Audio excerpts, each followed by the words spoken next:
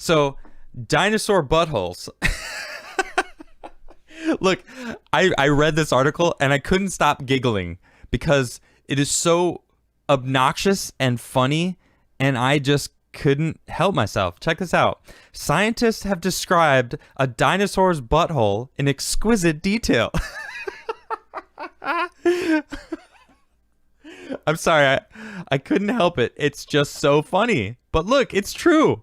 They look at. I love that they've got this dinosaur. Like, oh look, it's the perfect butthole. Let's read this article, shall we? When a dog sieves Psittacosaurus was living out its days on Earth, it was probably concerned with mating, eating, and not being killed by other dinosaurs. It would never even have crossed its mind that 120 million or so years later, scientists would be peering intensely up its clacker. Gosh. Oh my gosh, I'm having such a good time here. All right, I hope you guys enjoy this as much as I am. However, that's precisely what they have done, yielding the most detailed description yet of a non-avian dinosaur's cloaca. The catch-all hole used for peeing, pooping, mating, and laying eggs. That's right. It's the Swiss Army knife of buttholes, is common throughout the animal kingdom today. All birds, amphibians, reptiles, and even a few mammals possess a cloaca. But we know little about the cloacae of dinosaurs, including their anatomy, what they look like, and how animals use them. I noticed the cloaca several years ago after we reconstructed the color patterns of this dinosaur using a remarkable fossil on display at the Senckenberg Museum in Germany, which clearly preserves its skin and color patterns, explained a paleobiologist, Jacob Vinther, of the University of Bristol in the UK. It took a long while before we got around to finish it off because no one has ever cared about comparing the exterior of cloacal openings of living animals, so it was largely uncharted territory. Okay. Swiss Army knife of buttholes. I'm sorry, I can't get over that one line. That's so funny. So this is what the team did.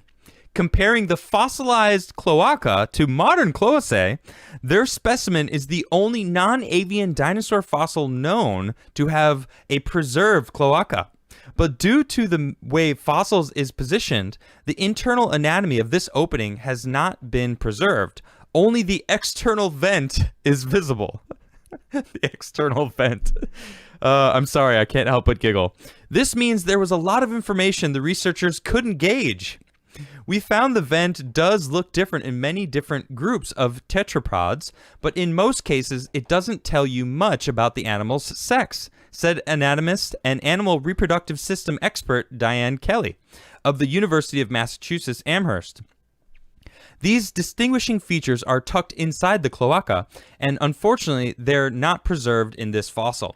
Even so, the exterior anatomy could contain some pretty interesting clues as to some dinosaurs' cloacae looked like and how they were used. Although the dinosaur's cloaca is unlike any other known modern animal, the team was able to identify several features in common with the crocodilian reptiles, such as alligators and crocodiles and birds.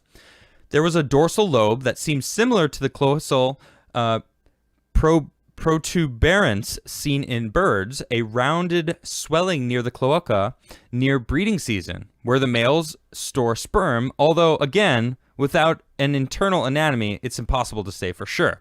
Secondly, the cloaca had a lateral lips on either side of the opening, much like those of the crocodilian. Unlike crocodilians, however, Psittacosaurus had them arranged in a V shape. Thus, the opening could have been slit-shaped. It also could have been round, like in birds. Are you dying over there? What is it? Cloaca? Whatever. I'm having fun with it. Nisha just poked her head and she's cracking up. Oh my goodness, I'm having such a good time. Okay. Well, look, here we go. Actually, this is the a nice image that you can compare the different parts of the cloaca, whatever. Other features, however, were also similar to crocodilians. The cloacal lips were covered in small overlapping scales and heavily pigmented with melanin. In crocodilians, these lobes function as musky scent glands that are used during social display, a function the researchers said that would be supported by the heavy pigmentation. As a paleo artist, it has been absolutely amazing to have an opportunity to reconstruct a dinosaur butthole. No, that's not what it says. I couldn't help myself. Reconstruct one of the last remaining features we didn't know anything about in dinosaurs. Incredible stuff. Oh, look, we actually have a nice chart comparing the cloacas of different mammals and reptiles today. We've got the turtles, crocodilians. There's the birds, cloacas. Oh my gosh. All right. For the lack of samples, this is very understudied region of dinosaur anatomy.